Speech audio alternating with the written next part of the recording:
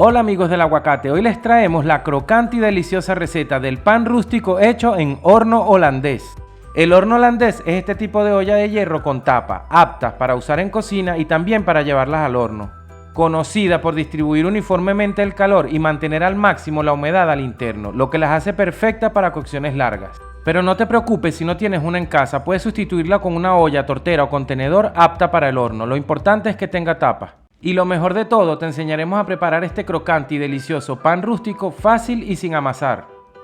Sin perder más tiempo, comenzamos colocando en un contenedor 350 ml de agua tibia, una cucharada de azúcar y 2 cucharadas de levadura seca instantánea. También agregamos una cucharada de harina de trigo de la misma que tenemos reservada para la preparación.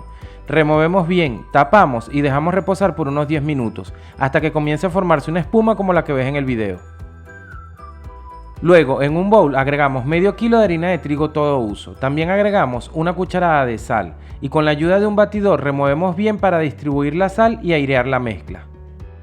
Recuerda que los ingredientes y las cantidades también los encontrarás en la cajita de información. Ahora le agregamos a la mezcla de harina y sal la levadura que teníamos reservada. También le agregamos 40 ml de aceite de oliva, el cual puedes sustituir por el aceite de tu preferencia. Con la ayuda de una paleta o cuchara de madera comenzamos a remover bien hasta que se integren todos los ingredientes como ves en el video. Este sería el primer paso para comenzar a formar la masa de nuestro pan. Una vez integrado todo, tapamos y dejamos reposar por 30 minutos en un lugar cálido para que comience a elevar nuestra masa. Pasado el tiempo, traemos nuestra masa y un recipiente pequeño con agua tibia que nos servirá para humedecer nuestras manos y comenzar a hacer los pliegues en la masa como ves a continuación. Recuerda humedecer tu mano cada vez que hagas un pliegue, así evitarás que se te pegue la masa a la mano. Lo ideal sería hacer de 8 a 10 pliegues. Esto incorporará aire a la masa y te dará una miga suave y esponjosa.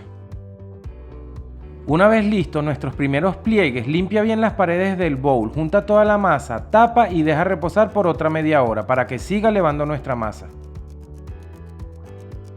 Pasada la media hora traemos nuestra masa y repetimos exactamente los mismos pasos. Humedecemos nuestras manos y comenzamos a hacer de 8 a 10 pliegues.